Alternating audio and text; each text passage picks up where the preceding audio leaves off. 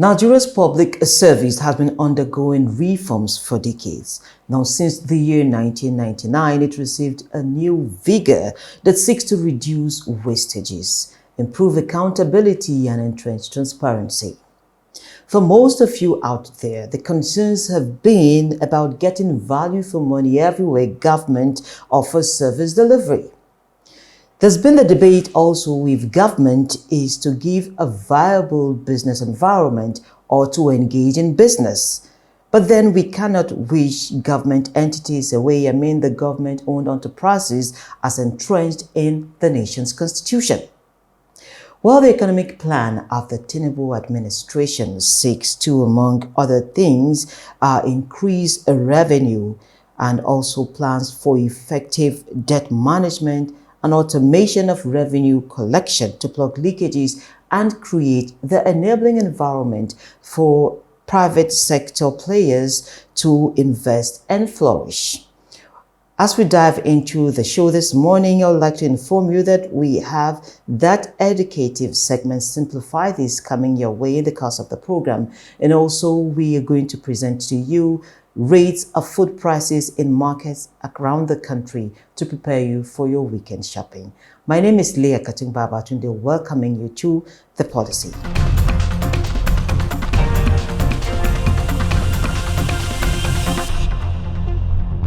From starting the week with the stock market recording levels it has never seen before, to the Nigeria Labour Congress declaring 2 days of strike action and, of course, busy days in courts across the country, it's been a back-to-back scenario for activities in the nation's economy. The world is looking towards India, where world leaders are gathered for the G20 meeting, and of course, Nigeria's president is among those leaders attending that meeting. But then let's take some bits of information that happened in the course of the week in Nigeria.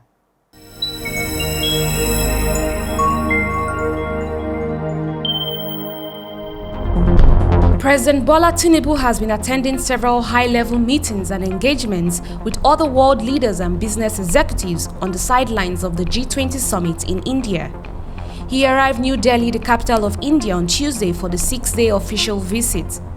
The president aims to attract global capital and increase foreign direct investment to the country through various engagements. He is being accompanied on the mission by the Minister of Foreign Affairs, Yusuf Tuga, Finance and Coordinating Minister of the Economy, Wale Edun, Communications, Innovation and Digital Economy, Dr. Bosun Tijani, and Industry, Trade and Investment, Dr. Doris Uzoka Aniti. Vice President Kashim Shettima during the week said the Bola Ahmed Tinubu administration remains committed to its decision policies and programs and vowed that the removal of subsidy is irrevocable. He declared this while opening the 16th Annual Bankers and Finance Conference by the Chartered Institute of Bankers of Nigeria in Abuja, insisting that the removal of petrol subsidy and unifying exchange rates may have posed some challenges to Nigerians, but the actions are in the best interest of the country. While explaining the economic agenda of the President Bola Tinubu's administration, Shettima said, "Nigeria, the sleeping giant of Africa, has woken up." President of the Chartered Institute of Bankers, Ken Okbara, said, "The event, which has matured to become the largest gathering of banking and finance professionals in Africa, provides a platform for professionals to come together to drive conversation on topical issues that are critical to the growth of the Nigerian economy." He aligned with the reform initiatives of President Bola Tinubu, noting that if well implemented, would unlock the economic potentials of the country. The present administration clocked 100 days in office early this week, and in a remarkable fashion, the stock market has been on steroids throughout this period. The benchmark all-share index rose from 68,000 points same day, a figure never reached before, to become the second performing exchange only after Ghana on the continent. Demand for banking stocks is responsible for the rally. Google has announced the appointment of Nigerian-born Alex Okosi, who is currently Managing Director for YouTube in EMA Emerging Market, as the Managing Director for Google in Africa. Okosi, in his new role, will be responsible for Google's operations in Africa, including programs to help business and economies on the continent to grow, as well as expanding access and providing tools to help the next billion users get more from the web. He is also expected to use his knowledge of African countries to drive more programs that will empower more people on the continent with technology.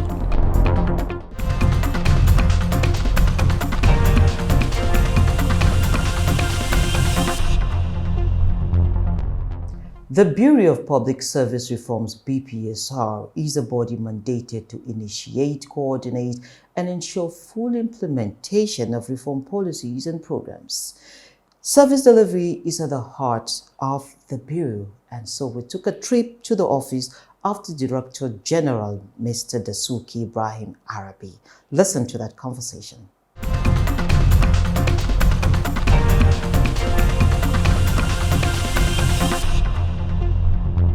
Efficiency and service delivery remain pivotal for the success of government's business. With continuous reforms geared towards profitability, how well have these cardinal points been harnessed for results? Mr. Dasuki Ibrahim Arabi is the Director General of the Bureau of Public Service Reforms (Bpsr), and together in the coming minutes, we would be looking at the policy on service delivery. You're welcome to the policy, Mr. Arabi. Thank you very much. Good morning. Thank you for having us. Great. So perhaps I start by asking you this question. What are those key instruments of the National Strategy on Public Service Reforms, and how have they performed over time? That baby that we call the National Strategy on Public Service Reforms came on board between 2008 and 2009. And it has 4 pillars. Pillar 1 is looking at institutional and governance improvement of the public service. How do we galvanize and get ministries, departments, and agencies of government to work closer, to collaborate, to work together and render efficient and more comfortable public service? That pillar tried to look at the institutional position of the ministries. And beyond the settings of work and service delivery, we try to look at how clean are our environments, how good and comfortable are our offices for our customers and for the staff. That's pillar 1 of the NSPSR. Pillar 2 is looking at development plans. Over the years, Nigeria didn't have an operational development plan. And based on the workings and the microeconomic prospects of Pillar 2, we came up with the ERGP project that recently ended, and the current National Development Plan 2021 to 2050 or 2030. Now, you cannot judge the performance of a nation, a country, a business without a strategy, without a plan. That is what that pillar is saying, that Nigeria must have development plans, we must have targets, we must have KPIs, and we should be able to, at every point in time, say we have moved from stage 1 to stage 6. And these are the impacts of that movement. If we are not able to move, what are the problems, what are the challenges? Pillar 3 is looking at public financial management. And as I told you the other time, this is our most successful baby. Because in 2008, when we said we are going to digitalize public financial management 100%, a lot of people said that was just a joke. How can that happen? Now, what have we done around that? We have created IPPIS, we have created GIFMIS, Government Financial Information Management System, we have created Treasury Single Account, we have created BVN. Beyond that, we are doing online auditing and open portal of managing resources of government. What have we done there, or what are the success stories around that? We have reduced corruption by more than 80%. We have improved transparency. We have opened the system of managing resources of government to state and non-state actors to see what is happening around managing resources of government. We have reduced cost of governance. We have been able to provide accurate data on how many people are on the payroll of the public service. If I get to IPPI's web portal now, I should be able to tell you how many people are exactly on the payroll of federal government of Nigeria. I will be able to see with the touch of a button how much do we need to pay the salaries of public servants end of September. How much do we need to make provisions for to pay their pension contributions to PENCOM at the end of this month.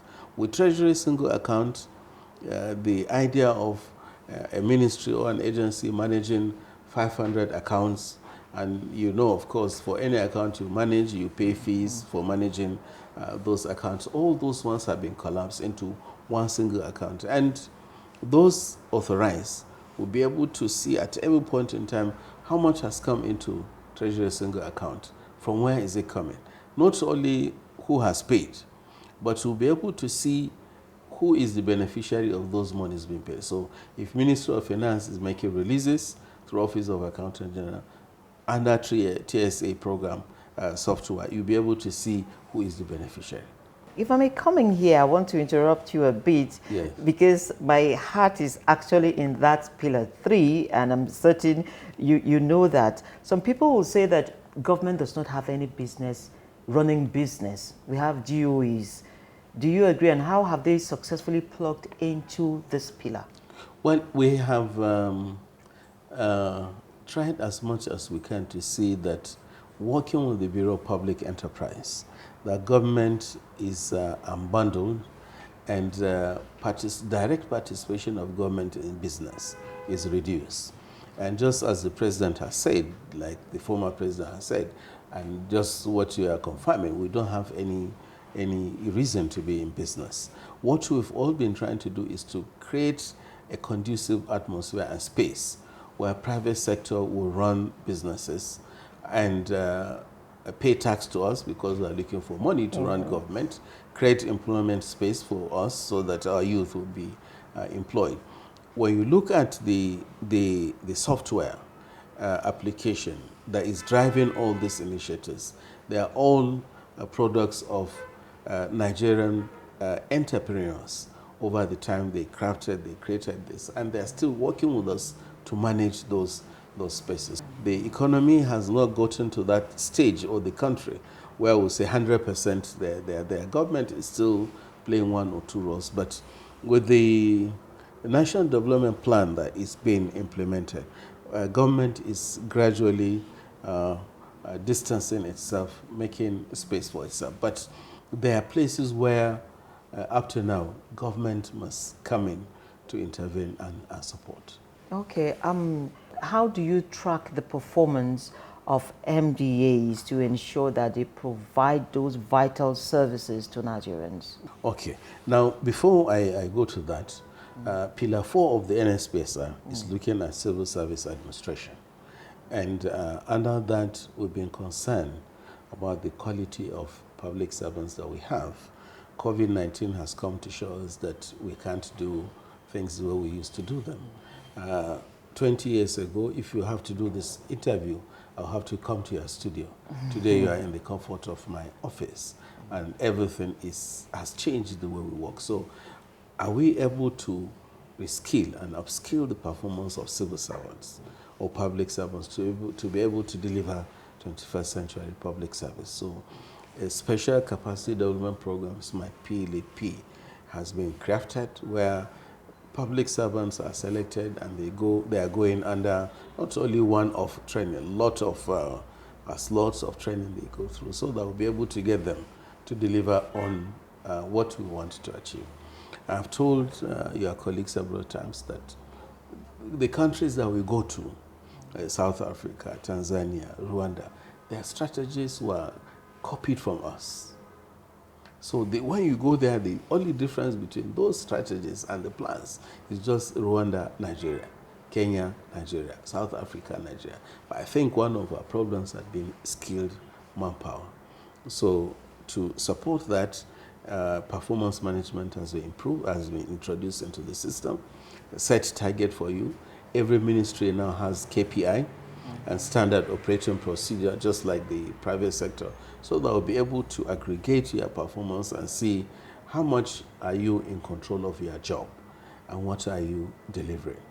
And beyond that, Bpsr has come up with the self-assessment tool. And one of the things that we are insisting every MDA must have is strategic plan. So that this idea of saying the ministry belongs to the permanent secretary and the minister, or the director general and the few directors, from the cleaner, from the cameraman, from the audio technicians, everybody will know that if you combine your hands together, you produce a very big program, a good program, and the credit goes to all of you. Beyond that, we are introducing succession planning and mentorship in the public service, so that as the senior ones are moving, they are mentoring the junior ones, and there are plans in place that if B exits, C will automatically get into that. At the end of every 3 months, we do impact assessment of reform initiatives. And that's started by us or started by other ministries, departments, and agencies of government. The last quarter of the year is coming in. We're going to do a deep assessment of performance management and civil service reforms under the Office of the Head of Service. Now, the reports come back and give us an idea of success and implementation, challenges and problems. And at the end of all that, we produce policy briefs that will tell government, okay, we have introduced this based on our reports, self-assessment, perception surveys. These are the things that we have seen. These are the things that we need to do better. Beyond that, the NSPSR has a monitoring and evaluation framework that we populate at the end of the year. And the cumulative result is moved into 3 years, where we produce what we call Compendium on Public Service Reforms. That is a blueprint for anybody that is sitting as number one citizen of Nigeria. You look at it, you'll be able to see, okay, how much has been done in terms of reforms in the Ministry of Finance? What are the challenges? And we even go beyond that to say we need to do 1, 2, 3, 4 to fasten or to fast track the process of reforms in ministries. So around the states now, the subnationals, how are you plugging them in to play vital roles like the federal? Yes, the federal, we are seeing results, but the state governments, have you done anything with them? Do we have any success stories? The last estimate said we're about 210 or 220 million. And when you say federal, you are referring to Abuja. Abuja, on the payroll of federal government, we have about 2.7 million persons, including paramilitary, everybody, National Assembly, about 2.7. Now, when you remove 2.7 out of 210 or 200, you can see that 99.9% of Nigerians are in the local governments and the states. And whatever we try to implement at the federal, if we don't succeed in getting it cascaded down to the federated units, the states and local governments will not be making any impact. So based on that, we've been working very, very hard. And I hope the governors that will be privileged to watch this program will key in and do what we've been asking them to do. That is to have bureaus of public service reforms created in their states, then to adopt what we have done at the federal level. And we have seen that the 4 states that have done that, Lagos State, Kaduna State, Gombe State, and Ogun State, we have seen remarkable improvement in management of their resources, improvement in the internally generated revenue, improvement in the quality of officers that work in those states. And we have seen an increase in confidence in the states by development partners and international community, because a state that has budget, you monitor your budget, you report your budget, you are sanctioned if you are not able to deliver, you are even asked to leave if you are not able to deliver. Targets are given for internally generated revenue, you must do this. So we have seen that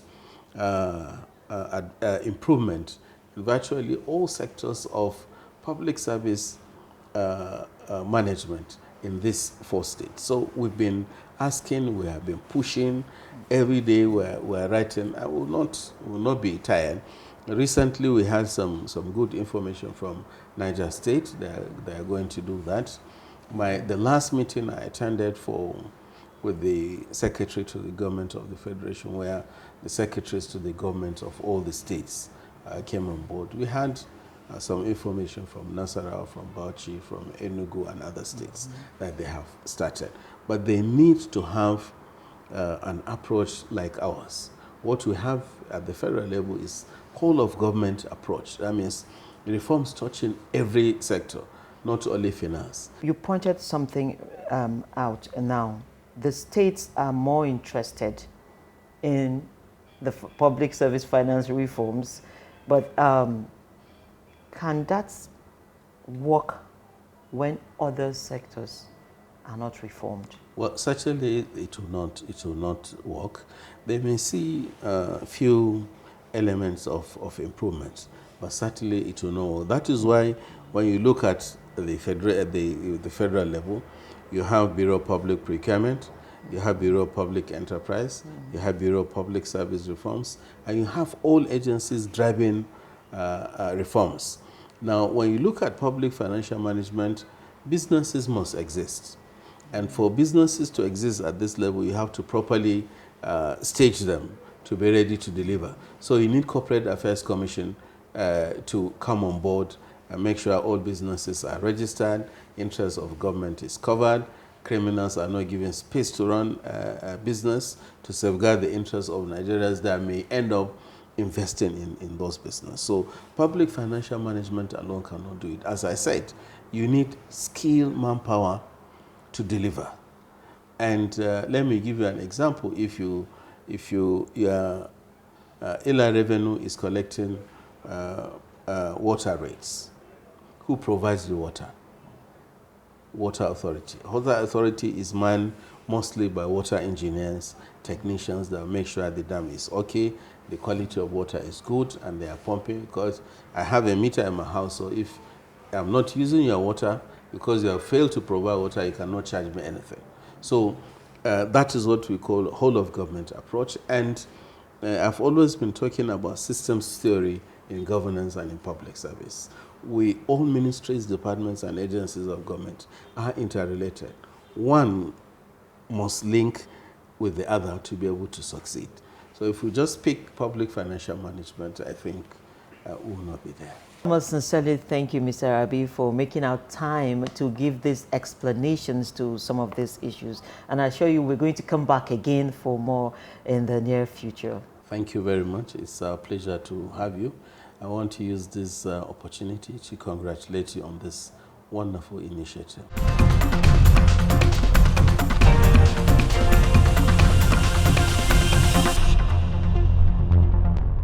Welcome back. And now, what do you know about the cash reserve ratio of the Monetary Policy Committee instrument? Simplified is going to give you an insight into that, and from there we'll take a trip to the market spot.